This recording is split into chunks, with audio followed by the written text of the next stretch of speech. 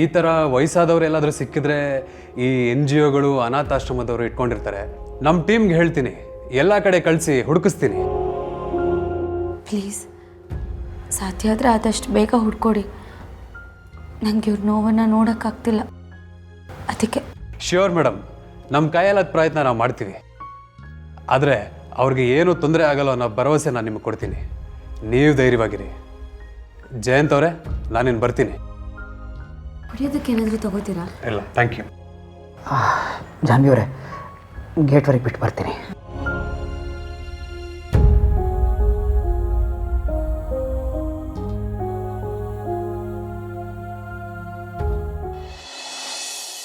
ಲೇ, ಆ ಮರಗೌಡನ ಆಫೀಸ್ ಹತ್ರ ಕಳ್ಸಿದಿ ಕಂಡು ನೋಡ್ಲಾ ಅದೇನು ಅಂತ. ಅಪ್ಪಾಜಿ, ಅಕ್ಕ ಇಲ್ಲವಳೆ, ರೂಮಲ್ಲಿ ಅವಳ? ಯಾಕ್ಲ ಏನಾಯ್ತಲಾ? ಅವಳು ಮಾತ್ರೆ ತಗೊಂಡ್ಲಾ ಇಲ್ವಾ? ಲೇ, ತಗೊಂಡಿರ್ಬೇಕಣ್ಣ. ಯಾಕ್ಲಾ ಏನಾಯ್ತಲಾ? ಲೇ ಹೊರಗಣ. ಅಯ್ಯೋ ಸಿದ್ಧಗಣ. ಲೇ ಮಮ್ಮಿ ಇಲ್ಲಿ. ಅಯ್ಯೋ ಏನೋ ಹೆಚ್ಚು ಕಮ್ಮಿ ಮಾಡ್ಬಿಟ್ಟಾರಲ್ಲ ಮುಂಡೆ ಮಕ್ಕಳು.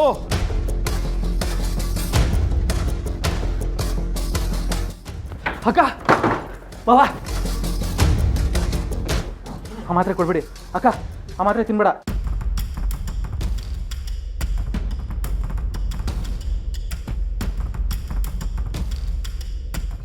ಯಾಕೆ ಬಿಸಾಕಿದ್ರೆ ಏನಾಯಿತು? ಹರಿ, ಅದು ಡಾಕ್ಟರ್ ಬರ್ದು ಕೊಟ್ಟಿದ್ದು ಮಾತ್ರ ಅಲ್ಲ, ಮೆಡಿಕಲ್ ಶಾಪ್ ಅವನು ಬದಲಾಯಿಸಿದ್ದಾನೆ.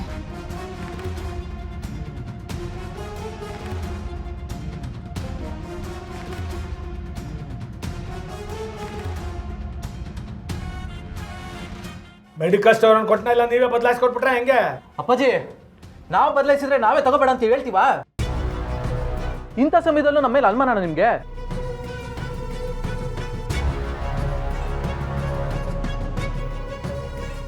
ಹೇ ಸಿದ್ದು, ಅದೇನು ಅಂತ ಸ್ವಲ್ಪ ಬಿಡಿಸಿ ಹೇಳೋ. ಹೇಳ್ತೀನವ್ವ. ನಿನ್ನೆ ಡಾಕ್ಟರ್ನ ನೋಡ್ಕೊಂಡು ಹೋದ್ವಿ. ಅವರು ಒಂದು ಪ್ರಿಸ್ಕ್ರಿಪ್ಷನ್ ಬರೆದು ಕೊಟ್ಟರು, ಅದ್ರ ತಕ್ಕನಾಗೆ ಮಾತ್ರೆ ತೊಗೊಂಡಿದ್ದೀವಿ. ಆದರೆ ಈ ಮಾತ್ರೆನ ಪೇಷಂಟ್ ತೊಗೊಂಡಾದ್ಮೇಲೆ ಒಂಥರ ಆಗ್ತಿದೆ ಅಂತ ಹೇಳಿದ್ರು. ವಾಂತಿ ಎಲ್ಲ ಬರ್ತಿದೆ ಅಂದರು. ನೀವೊಂದ್ಸಲ ಚೆಕ್ ಮಾಡ್ತೀರಾ? ಈ ಮಾತ್ರೆನ ನಿಮ್ಗೆ ಯಾರು ಕೊಟ್ಟಿದ್ದು? ಮೆಡಿಕಲ್ ಶಾಪ್ ಅವರು. ಡಾಕ್ಟರ್ ಏನು ಬರ್ದವ್ರು ಅದನ್ನೇ ಕೊಟ್ಟಿದ್ದೀನಿ ಅಂದ. ಚಾನ್ಸೇ ಇಲ್ಲ. ಇದು ಡಾಕ್ಟರ್ ಬರ್ದಿರೋ ಮಾತ್ರೆನೇ ಅಲ್ಲ. ಈ ಮಾತ್ರೆ ಮಗುನೇ ಆಗ್ಬಾರ್ದು ಅಂತ ತಗೊಳ್ಳೋ ಮಾತ್ರೆ ಇದೆ.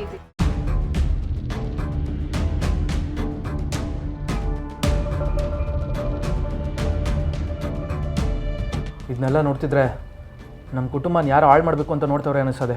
ಅದು ಹೇಗೋ ಹೇಳ್ತೀಯಾ? ನಾವು ಯಾರಿಗೂ ಏನು ತೊಂದರೆ ಮಾಡಲಿಲ್ಲ, ಅವ್ರು ಯಾಕೋ ನಮಗೆ ತೊಂದರೆ ಕೊಡ್ತಾರೆ? ಇದನ್ನೆಲ್ಲ ನಾನು ನಂಬೋದಿಲ್ಲ.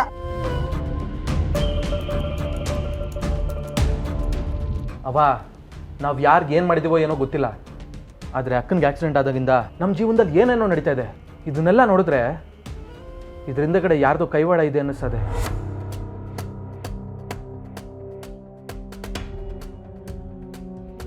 ಲೈ ಮುಟ್ಲ ಬಾಯ್ ಸಾಕು. ನೀವಿಬ್ರು ಒಳ್ಳೆಯವ್ರು ಆಗೋ ಥರ ನಾಟಕ ಆಡ್ಬೇಡಿ ಇಲ್ಲಿ. ಲೈ, ಎಲೆಕ್ಷನ್ ಟೈಮಲ್ಲಿ ಇಂಥ 1000 ಕತೆಗಳು ಹೇಳಿದ್ದೀನಿ ಕಳ್ಳ. ಕತೆ ಎಲ್ಲ ಅಂತಾನೆ ಬಂದ್ಬಿಟ್ಟ ಇಲ್ಲಿ ಕತೆ ಪೊಂಗಕ್ಕಿವ್ನು. ಅಪ್ಪಾಜಿ, ನಾನು ಹೇಳೋ ಮಾತನ್ನ ಯಾಕೆ ಅರ್ಥ ಮಾಡ್ಕೋತಾ ಇಲ್ಲ ನೀವು? ಲೈ ಹೊಸ ಹಮ್ಮಿಕಂಡು ನಿಂತ್ಕೊಳ್ಳ ಕಂಡಿವ್ನಿ. ನಾನು ರಾಜಕೀಯದಲ್ಲಿರೋನು ಕಲ. ನಾನು ಯಾರ ಮನೇನೂ ಹಾಳು ಮಾಡಿಲ್ಲ. ಅಂಥದ್ರಲ್ಲಿ ನಮ್ಗೆ ಎಲ್ಲ ಶತ್ರುಗಳು ಇರ್ತಾರೆ.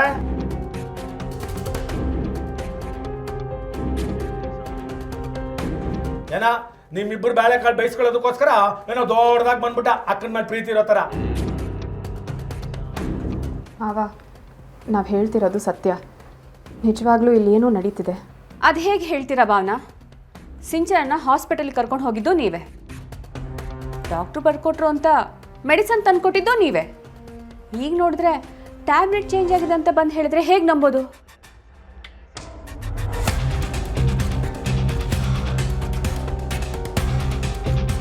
ಸರಿ, ಒಂದು ಕೆಲಸ ಮಾಡಿ, ಸಿಂಚನನ್ನ ಯಾವ ಹಾಸ್ಪಿಟ್ಲಿಗೂ ಕರ್ಕೊಂಡು ಹೋಗೋದು ಬೇಡ, ಯಾವ ಮೆಡಿಸನ್ನು ಕೊಡ್ಸೋದು ಬೇಡ. ನಾನೇ ಅವಳಿಗೆ ಯಾವುದಾದ್ರೂ ಒಳ್ಳೆ ಡಾಕ್ಟರ್ ಹತ್ರ ಕರ್ಕೊಂಡು ಹೋಗ್ತೀನಿ. ಓಕೆ? ಅದಕ್ಕೆ ನಾವೇನು ಹೇಳ್ತಿದ್ರೆ ನೀವೇನು ಅರ್ಥ ಮಾಡ್ಕೊಂಡು ಹಿಂಗಿಂಗೂ ಅರ್ಥ ಮಾಡ್ಕೊಳ್ತಿದ್ರೆ ಅನಿಸ್ತದೆ. ಲೈ ಮುಟ್ಲ ಬಾಯಿ ಸಾಕು. ನಾನು ಅವತ್ತೇ ಬಡ್ಕೊಂಡೆ ಯಾವ ಡಾಕ್ಟರ್ ಹತ್ರನೂ ಹೋಗೋದು ಬೇಡ ಅಂತ. ಏನೇ ಮಾಡೋದಿದ್ರು ನಮ್ಮ ಮನೆ ಮಾಡಲಿ, ನಮ್ಮ ಕಣ್ಣು ಮುಂದೆನೇ ಮಾಡಲಿ ಅಂತ ಹೇಳ್ತಿದ್ದೆ. ಆದರೆ ನೀವ್ಯಾರು ನನ್ನ ಮಾತು ಕೇಳಲಿಲ್ಲ. ಈಗ ಮಾತ್ರೆ ತಗೊಂಡು ಏನೋ ಹೆಚ್ಚು ಕಮ್ಮಿ ಆಗಿದೆ, ಎಲ್ಲ ಮಾಡಬೇಕಾಗಿತ್ತು. ನೋಡಿ, ನಿಮ್ಮಿಬ್ಬರಿಗೂ ಕೈ ಮುಗಿದು ಕೇಳ್ಕೊತಾ ಇದ್ದೀನಿ, ಇನ್ಮೇಲೆ ನಮ್ಮನೆ ವಿಷಯಕ್ಕೆ ನೀವು ತಲೆ ಹಾಕಕ್ಕೆ ಬರಬೇಡಿ. ನಮ್ಮ ಕಣ್ಣು ಕಾಣಿಸ್ಕೋಬೇಡಿ, ಎಲ್ಲಾದ್ರೂ ದೇಶಾಂತರ ಹೊಟ್ಟೋಗಲ್ಲ. ಅಪ್ಪ ಏನೇನೋ ಮಾತಾಡ್ಬೇಡಿ, ಇವರಿಬ್ರು ನಾನು ಚೆನ್ನಾಗಿರ್ಲಿ ಅಂತಾನೆ ಮಾಡ್ತಿರೋದು. ಆದ್ರೆ ನೀನ್ ಚೆನ್ನಾಗಿ ಇಲ್ವಲ್ಲವ, ನಿನಗೇನಾದ್ರೂ ಹೆಚ್ಚು ಕಮ್ಮಿ ಆಗಿದ್ರೆ ನಾವೇನವ ಮಾಡ್ಬೇಕಾಗಿತ್ತು?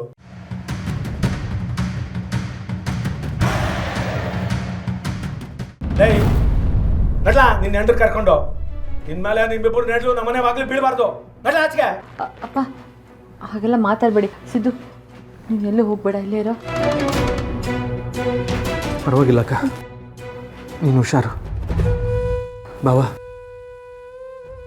ಅಕ್ಕನ ಹುಷಾರಾಗಿ ನೋಡ್ಕೊಳ್ಳಿ. ಮೇಡಮವ್ರೆ, ಸಿದ್ದು ನನ್ನ ಮಾತು ಕೇಳೋ ಭಾವನ. ಅಪ್ಪ ನೀನ್ ಸುಮ್ಮನಿರವ, ನಿನಗಿದೆಲ್ಲ ಅರ್ಥ ಆಗಲ್ಲ ಕಣವ. ನೋಡು, ನಿನ್ ಮೇಲೆ ಸುಮ್ಮನೆ ಪ್ರೀತಿ ಇರೋ ಥರ ನಾಟಕ ಆಡ್ತಾವ್ರು ಅಷ್ಟೇ ಅವರು. ನಿನಗೇನಾದ್ರೂ ಹೆಚ್ಚು ಕಮ್ಮಿ ಆಗಿದ್ರೆ ಈ ಮನೆಯಲ್ಲಿ ನಾವು ಯಾರು ನೆಮ್ಮದಿಯಾಗಿರೋಕೆ ಆಗಲ್ಲ ಕಣವ. ನಿನಗೇನು ತೊಂದರೆ ಆಗದೆ ಇರೋ ಥರ ನಾನು ನೋಡ್ಕೋತೀನಿ. ನೀನು ಧೈರ್ಯವಾಗಿ ನೆಮ್ಮದಿಯಾಗಿ ಸುಮ್ಮನೆ ಇದ್ಬಿಡು. ಅಪ್ಪ ನೀವು ತುಂಬ ತಪ್ಪು ಮಾಡ್ತಾ ಇದ್ದೀರಾ. ಈ ಥರ ಅವಮಾನ ಮಾಡಿ ಕಳಿಸ್ಬಾರ್ದಾಗಿತ್ತು.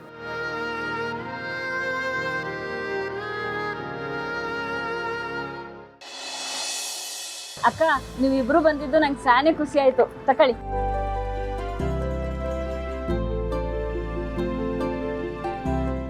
ಏನ್ ಚೆಲ್ವಿ, ಹೊಸ್ದಾಗ್ ಅಂಗಡಿ ಏನೋ ಮಾಡಿದೀಯಾ? ಮನೆಗೆ ಹೂ ಹಾಕದ್ ಬಿಟ್ಬಿಡ್ತೀಯಾ?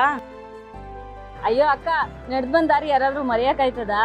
ಈ ಅಂಗಡಿ ಅಲ್ಲ, ಇಂಥ 100 ಅಂಗಡಿ ಮಾಡಿದ್ರು ಮನೆಗೆ ಹೋಗಿ ವರ್ತನೆ ಹಾಕದ್ ನಮ್ ಬಿಡಕ್ಕಿಲ್ಲ. ಅಲ್ಲಮ್ಮ, ನೀನು ಒಳ್ಳೆ ಮನ್ಸಿರೋದಕ್ಕೆ ನೀನು ಇಷ್ಟು ದೊಡ್ಡ ಮಟ್ಟದಲ್ಲಿ ಬೆಳೀತಾ ಇದ್ಯಾ. ಇನ್ನು ಮುಂದೆನೂ ಹಿಂಗೆ ಬೆಳಿಬೇಕು. ಸರಿ, ಬರ್ತೀವಿ. ವೆಂಕಿ, ಚಲ್ವಿ, ಏನಪ್ಪ ಪ್ರಾರಂಭ ದಿನನೇ ಇಷ್ಟೊಂದು ವ್ಯಾಪಾರ ನಡೀತಾ ಇದೆ. ನೋಡ್ತಾ ಇರು, ನಿನಗೆ ಒಳ್ಳೊಳ್ಳೆ ಕಸ್ಟಮರ್ಗಳು ಸಿಗ್ತಾರೆ, ದೊಡ್ಡ ದೊಡ್ಡ ಆರ್ಡರ್ಗಳು ಬರುತ್ತೆ. ಆದರೆ ಎಂಥ ದೊಡ್ಡ ಆರ್ಡರ್ ಬಂದರೂ ಶ್ರದ್ಧೆಯಿಂದ ಕೆಲಸ ಮಾಡಬೇಕು, ಎಲ್ಲೂ ಅಹಂಕಾರ ಪಟ್ಕೋಬಾರ್ದು. ನೋಡ್ತಾ ಇರಿ, ನೀವಿಬ್ಬರು ಎತ್ತರಕ್ಕೆ ಬೆಳಿತೀರ. ಆದ್ರೂ ಇವತ್ತು ನಮ್ಮನೆಯವರು ಇಲ್ಲಿಗೆ ಬರದೇ ಇದ್ದಿದ್ದು ಒಳ್ಳೇದಾಯ್ತು. ಯಾಕಂದ್ರೆ ಇಷ್ಟೆಲ್ಲ ವ್ಯಾಪಾರ ಆಗ್ತಿದ್ದು ನೋಡಿ ಹೊಟ್ಟೆ ಉರ್ಕೊಂಡ್ಬಿಟ್ಟಿರು. ಅಯ್ಯೋ ಅಕ್ಕ, ಹಂಗೇನಿಲ್ಲ.